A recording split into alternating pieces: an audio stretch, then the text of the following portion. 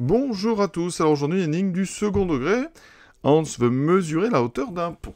Donc vous imaginez, donc on est sur un pont, voilà, vous êtes ici, et vous allez essayer de, d'estimer la hauteur de ce pont. Donc pour ça, c'est simple, on se met en haut du pont et on lâche une pierre.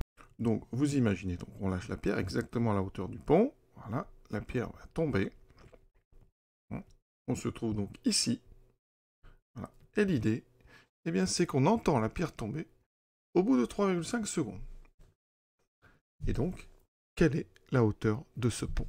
Alors attention, c'est plus difficile qu'il n'y paraît parce que c'est 3,5 secondes, c'est le temps pour lequel vous entendez. C'est-à-dire que ici, il va falloir compter le temps de la chute et après le temps que va prendre le son pour remonter jusqu'à vous. D'accord? Donc elle ne met pas 3,5 secondes pour tomber, c'est le son qui met 3,5 secondes pour vous revenir. Donc il va falloir compter le voyage de la pierre jusqu'au sol et le voyage du son qui remonte jusqu'à vous.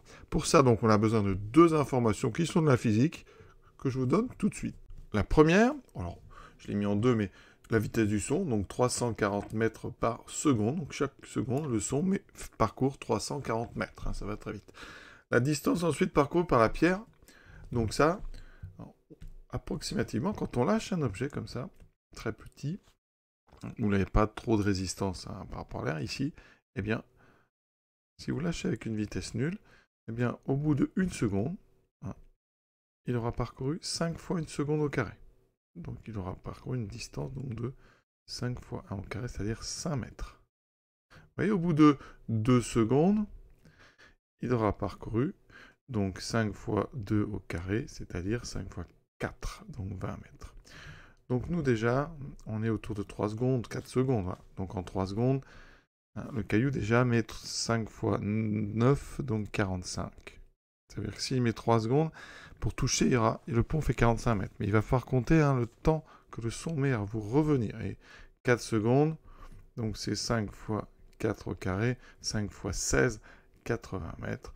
Voilà. Alors évidemment, nous, on est avant 3,5 secondes, puisqu'il faut compter, donc je répète, le son. Alors comment on va modéliser ce problème? Parce que l'intérêt, c'est la modélisation. Et après, vous allez voir, ça fait intervenir, évidemment, une expression du second degré, delta, etc. Alors, le problème, on a donc H, c'est la hauteur du pont. Donc là, pas de souci, c'est assez clair, j'ai pris l'initiale. Ensuite, on a un premier voyage. Donc T, c'est le temps de chute. Et donc on va appeler T1. Et T2, c'est le temps entre la chute et le moment où vous entendez. Temps donc, entre la chute et donc le bruit que vous entendez. Alors, on va d'abord s'occuper du premier temps. Donc, vous lâchez la pierre. D'accord? Vous avez un temps T1. Donc, une distance.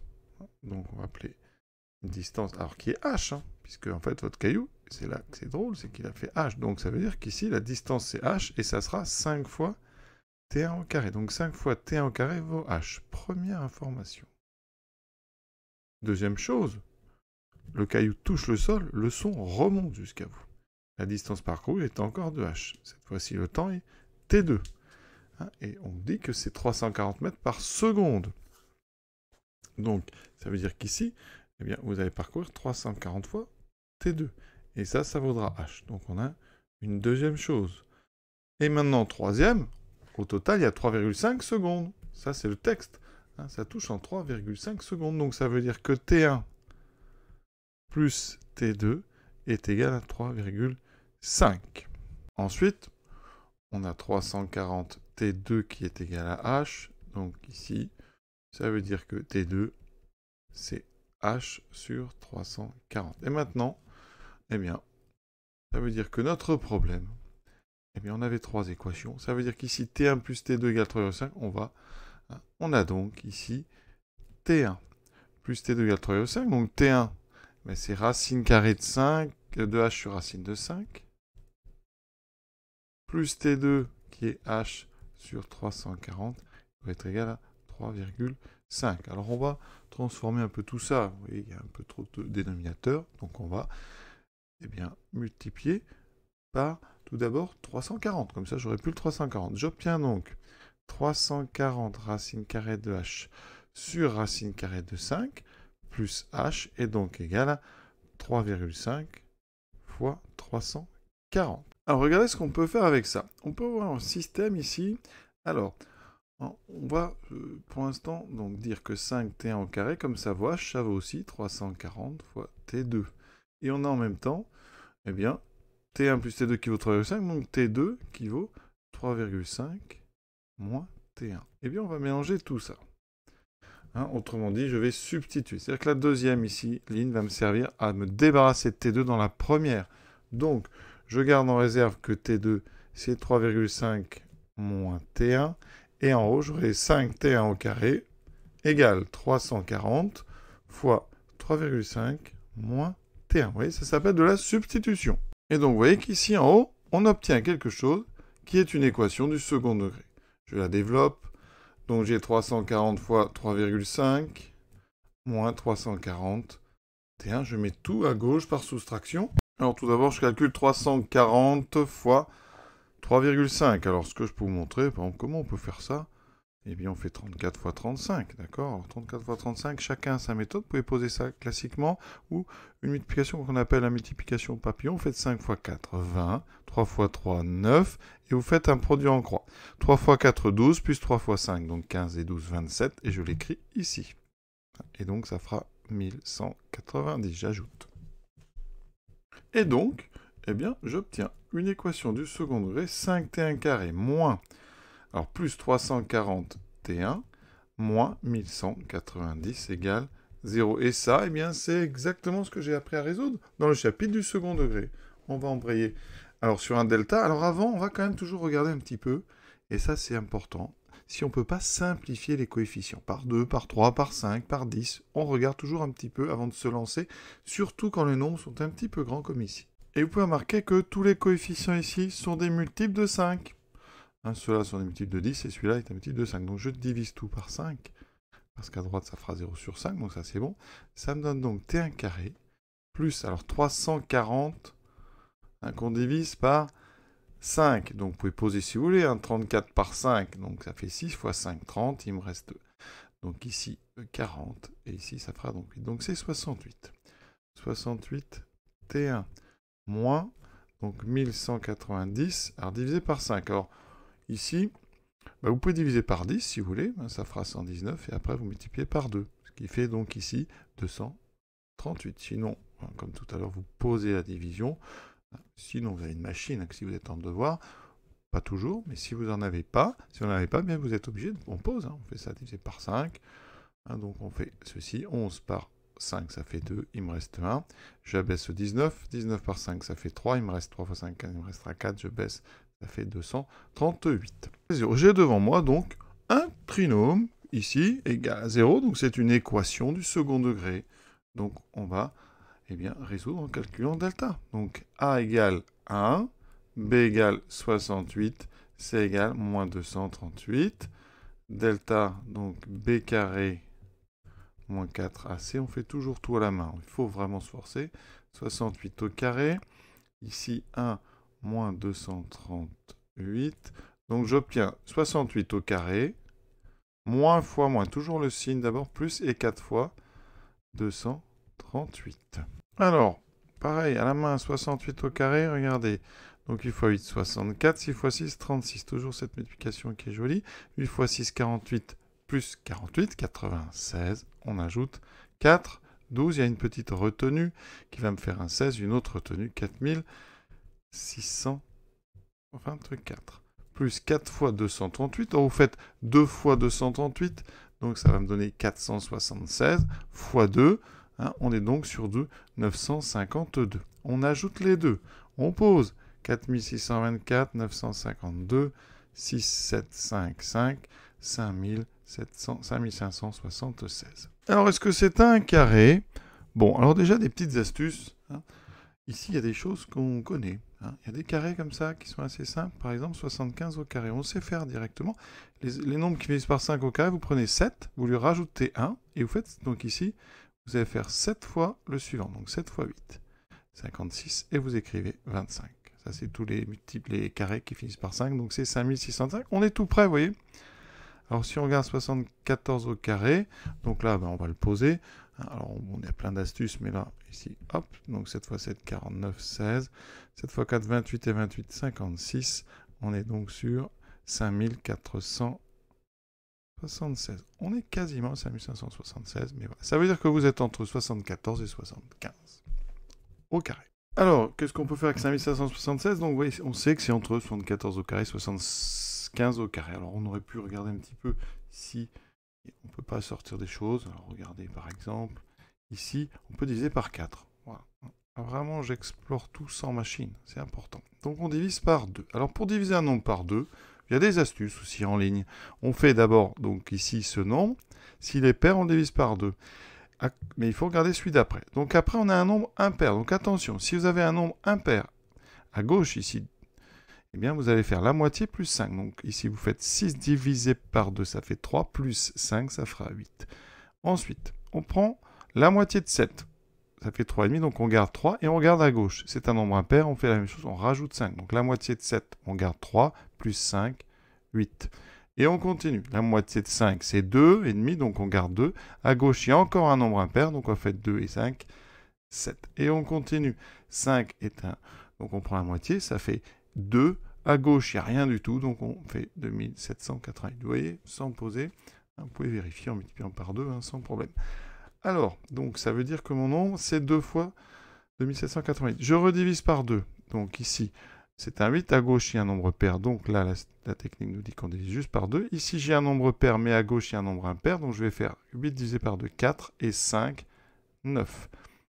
Ensuite, je fais 7 divisé par 2, 3,5. Je garde 3. À gauche, c'est un nombre pair, donc je garde 3. 2 est un nombre pair, je divise 1394. Donc ici, j'ai 4 fois 1394. Alors, pour tous ceux qui veulent explorer cette astuce, je peux vous mettre le lien ici. C'est une astuce qui s'appelle les techniques de Trachtenberg pour diviser par 2 très rapidement. Je vous enverrai le lien si vraiment ça vous intéresse. Alors, qu'est-ce qu'on fait de ça? Eh bien, on a un nombre qui est strictement positif, donc on a 2 solutions. Donc, ça veut dire que, eh bien, dans ce cas-là, ça équivaut à T1 égale, alors moins B, donc moins 68 moins racine carrée de ce nombre. Alors j'ai mis un 4, je vais sortir parce que racine carrée de 4 fois 1394, c'est 2 fois racine de 1394. Alors j'ai pas été plus loin parce que 1394, quand on le divise par 2, ici, ça va finir par un 47. Et donc là, ça fait, je crois, 697. Ça fait, pardon. Et donc c'est un nombre impair. Et donc on s'arrête, on ne peut pas aller plus loin pour que ça soit intéressant. Donc là j'ai 2 fois ici 1394 divisé par 2, ça qui vaut 2. C'est l'intérêt, ici on va pouvoir simplifier par 2. Vous voyez, si je simplifie par 2, attention, on doit simplifier le 68 et le 2. Il va me rester moins 34 moins racine de 1394, ou T1 est égal à moins 34 plus racine de 1394. Évidemment, T1 est une durée, ça ne peut pas être un nombre négatif, donc ici, la première possibilité est impossible, parce que T1 est un nombre positif, donc on vient de trouver la valeur de T1. C'est moins 34 plus racine de 1394. Alors ça vaut combien ça à peu près, parce qu'avec ça, on va avoir la hauteur. Vous voyez, la hauteur, c'est, donc H est égal à 5 fois donc ce nombre au carré, c'est-à-dire racine de 1394 moins 34 au carré. Alors là, on va être obligé maintenant d'utiliser la calculatrice parce qu'il faut être précis. Là, le problème, c'est que racine de 1394, je vous dis, 1394, après avoir fait les divisions, donc déjà, c'est 2 fois 697. Et là, on est sur un nombre qui est très compliqué. On ne va pas essayer de décomposer. Alors, je vais vous dire, c'est 2 fois 17 fois 41. Mais ici, ça veut dire qu'en termes de carrés, on ne peut pas vraiment les suivre. Alors, vous pouvez aller chercher parce que on connaît quelques carrés. Je vous dis, 35 au carré, c'est 3 x 4, 12, 1225. 40 au carré, donc c'est 1600. On est entre 35 au carré et donc 40 au carré. Voilà. Et même plus précisément, je vous le dis, entre 37 au carré et 38 au carré. Donc, globalement, ici, on est un nombre qui est entre 3 et 4 quand on fait la différence. D'accord? Donc, le problème, c'est que là, il faut être précis parce que pour le temps, on va dire que c'est à peu près 3 secondes pour descendre, mais ça on s'en doutait. Mais quand on va mettre au carré et multiplier par 5, une petite erreur ici, mise au carré et multiplier par 5, ça va donner beaucoup trop d'imprécision. Donc là, on va avoir recours à la calculatrice. Hein, et donc, on va calculer la hauteur qui est 5 fois T1 carré, donc 5 fois. Alors, racine de 1394 moins 34 au carré. La machine va me dire combien. Et là, on m'annonce à peu près 55, donc si 66, on va arrondir au-dessus, hein, si j'arrondis, ce sera 55,7. Donc on va garder en centimètres, voilà, à peu près. Donc, comme on avait vraiment arrondi au niveau du 5t carré, hein, on va donc ici considérer que donc, notre pont fait à peu près 56 mètres. Voilà. Au niveau du temps, eh bien, vous voyez, là, T1 vaut à peu près 3,34 secondes. Donc, nos 3,5 secondes, elles sont décomposées en, ici, la chute du caillou qui fait à peu près 3,34 secondes. Donc, il me reste donc 0,0. Alors ici, 3,34 jusqu'à donc 3,5, ça fait 0,16 secondes. Donc ici, ça c'est le trajet du son, et ça c'est le trajet de la pierre. On va regarder, ça fait quoi? Donc le son, 0,16 fois 340. Et vous voyez que ça donne à peu près 55 mètres, hein, on est bon. Hein, donc c'est normal, c'est la hauteur qu'on a trop approximative du son, donc à peu près 55 à 56. Alors c'est parce que j'ai arrondi ici 3,34. Hein. Le temps ici est un petit peu plus long, c'est pour ça qu'on est vers, donc effectivement, donc ici on est vers 55 mètres, 56 mètres. Et ensuite, si vous voulez, le caillou, on fait donc, eh bien, 5 fois à peu près 3,34 au carré. Ça doit donner, doit être autour de 55, 56. Et vous voyez que c'est confirmé, donc corroboré par la machine, donc à peu près 56. La morale de cette histoire, c'est que finalement, on peut négliger le temps que met le son à revenir. Donc, si vous êtes évidemment sur ce pont, vous mesurez le temps que met votre pierre à toucher le sol. Hein, ça peut être de l'eau aussi. Donc, si vous avez 3,5 secondes, eh bien, vous rappelez juste 5t carré. Alors, 5t carré et 5t1 carré, c'est pas compliqué pour ceux qui font un peu de physique. Ça correspond à 1,5 fois la constante g fois t carré. Hein. Et donc, g étant égal à 9,8. Hein, c'est pour ça que 9,8 par 2, ça fait 4,9. Donc, on a approximé à 5. Voilà. Donc, vous faites, eh bien, 5 fois 3,5 au carré. D'accord? Alors, on a déjà vu, 35 au carré, c'est 1225. Donc, vous êtes sur 5 fois 12, 25. 5 fois 12, à peu près 60. Vous voyez, grossièrement, on trouverait 60. Donc, pensez-y, si vous le faites. Hein, pensez à baisser un petit peu ça. Donc, vous serez un peu moins de 60 parce que vous avez négligé le temps que met le son à remonter. Voilà. Et vraiment pour avoir des approximations. Si vous jetez donc un caillou, par exemple, qui met à peu près... Alors, plus le caillou met de temps à descendre, plus le fait de négliger la remontée du son va rendre imprécis votre calcul. Mais si vous avez quelque chose qui met une seconde ici pour tomber, alors il faut vraiment un chronomètre et être assez précis, eh bien ça veut dire que vous êtes sur du à peu près 5 mètres. Voilà, ça, on l'avait dit. Si par contre vous êtes sur du donc 3 secondes, voilà, si votre caillou met 3 secondes, 5 fois 3 au carré, vous avez compris que c'est donc à peu près, on est sur 45 mètres, donc une cinquantaine de mètres. Voilà, voilà juste l'exercice. Hein. J'ai essayé vraiment d'utiliser au minimum la calculatrice, toujours, pour vous permettre d'être plus vif dans les calculs. C'est très important d'être vif dans les calculs, de savoir calculer des carrés rapidement, d'en connaître certains par cœur. Voilà, de simplifier le discriminant, de traduire un texte. En tout cas, j'espère que ça vous aura permis comme ça, par curiosité, de voir comment on pourrait calculer exactement la hauteur d'un pont en restant en haut du pont. Voilà, je vous souhaite une bonne fin de journée et à très bientôt.